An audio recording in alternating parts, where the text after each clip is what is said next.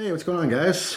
Well, we're looking at a very cool knife today, and I am ready to do a review on this. As you guys saw, I did a nice giveaway of a signed version, a large version of this knife. This is the CRKT Fossil, and I was able to get a small one to test and review. And testing phase is over. Some cool opinions on this, definitely some critiques on this one as well, and it is time for a review. First thing I can say is this is a cool looking knife. I mean, this is just really, really cool looking. I really gravitated toward this down in Vegas at SHOT Show when I was at the CRKT booth. They were showing me a lot of cool stuff, and I just kept staring at this thing, particularly a large one. It looks awesome, felt great in the hand. I love the hammered effect on the handle here. I think it's really, really cool. I've always liked, even in kitchenware, when you have like hammered copper, pans and stuff like that. It's just, visually, it does it for me. Hammered steel, that kind of raw blacksmith look to it is very cool and very appealing. But definitely funky. I think it's something you'll really like or just really not like. I don't think there's much middle ground. Very organic overall though, in its shape, very flowing. This is a Flavio Acoma design, as you probably already know. And once again, this is the CRKT Fossil. So some specs on this. This is the smaller version, okay? 3.41 inches on the blade here. We're talking an 8 CR13 MOV. Yeah, it's on the soft side. Yeah, this is an affordable knife. So you get what you get. This is a hollow ground drop point blade. Slight recurve in here, lots of belly. All right, nice point on here. Very, very cool.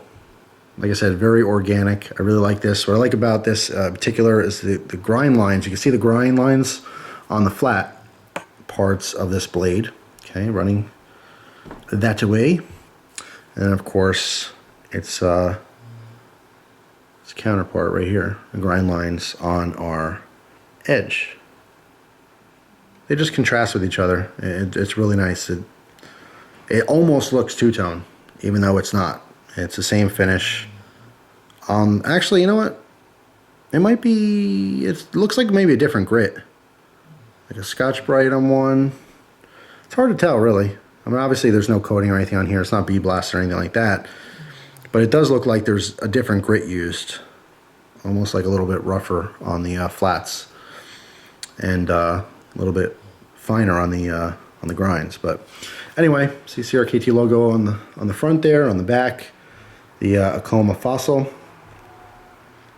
And this does, of course, sport the IKBS system in here, as shown right there. This is like the logo for the IKBS system, ball bearing system inner pivot, which makes this knife extremely smooth, extremely fast. I mean, just awesome.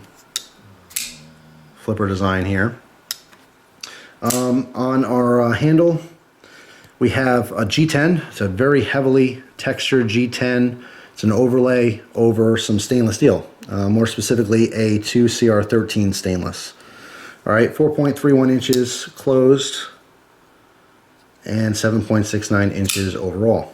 The weight on this is 4.1 ounces, and you feel it. You feel all 4 ounces there. I mean, it feels a little bit heavier. A lot of metal on this one, but not ridiculous. The pocket clip is very unique.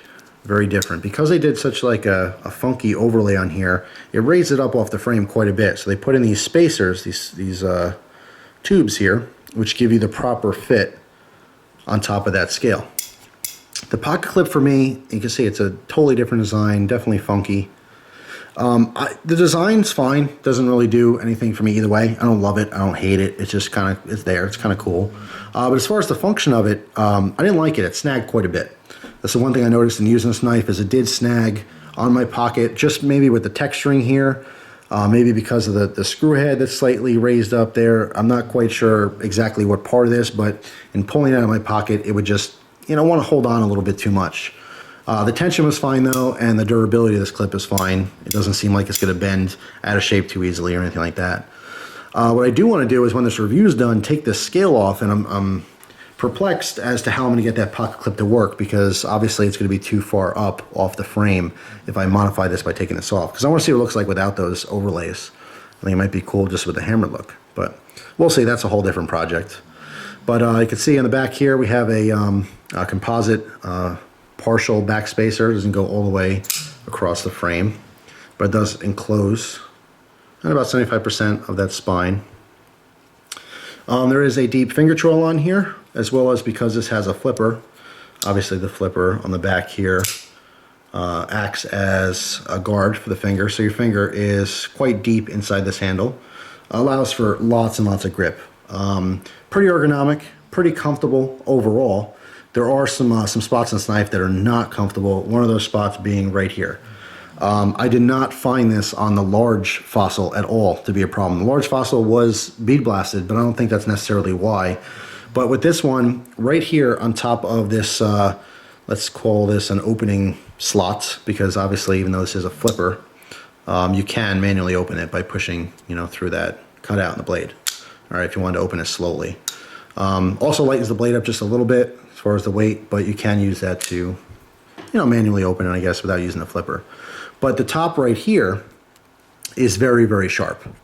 All right, it's a very, very 90-degree angle. Nice and flat here, nice and flat here.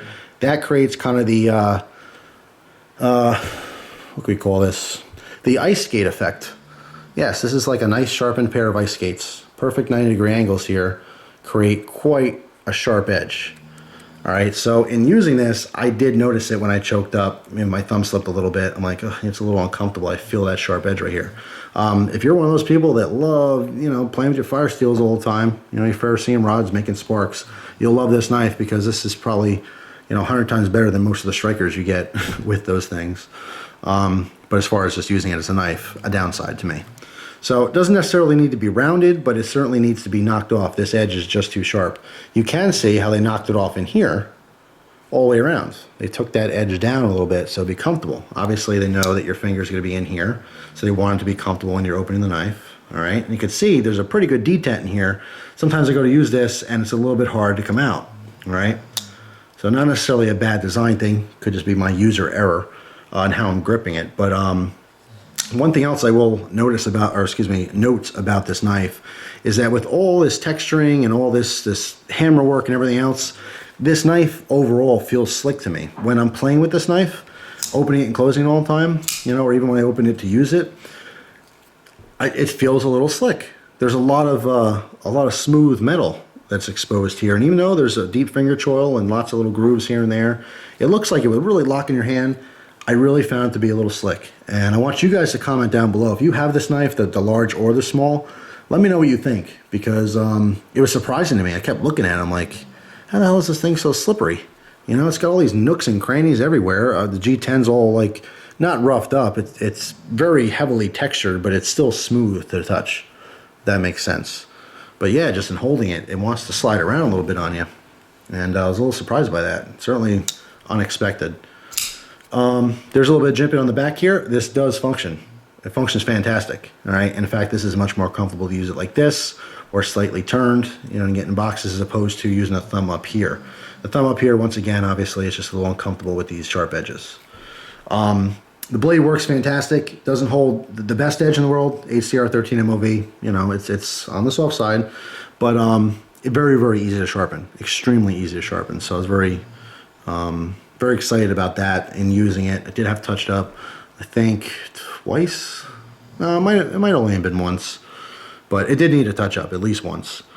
This is technically a frame lock, all right, on paper. Even though these overlays are right over here. I don't know, what would you really call that? I mean, it's too beefy to be a liner lock, but is it technically a liner? Not really, because they're overlays, not a scale. That's a technicality right there. But it does lock up nice. Didn't have to worry about any kind of blade play. It's really rock solid. Same with the large one. Was able to, I didn't use the large one because it's for the contest, but I did play with it a lot. And to get a good comparison between the two. I like the way this finish looks more on this one, but obviously the large one with the bead blast was more comfortable. Didn't have that issue up top there. 7.69 inches overall and 4.1 ounces. Full retail on this is $79.99, but these sell pretty much everywhere online between $45 and $50. And I think for a $50 knife, it is a really cool one.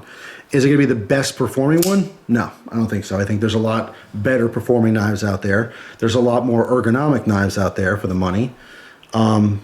But most of those knives don't look quite as cool as this one. So this has a nice balance of being really cool and really functional. It's right there in the middle. The blade design is fantastic. Like I said, easy to sharpen, comes razor sharp, but there are some issues here and there. And not the best EDC blade, let's just say, but certainly a cool one and extremely usable. I think you can use this every day and still really enjoy it. It's just not the best option out there.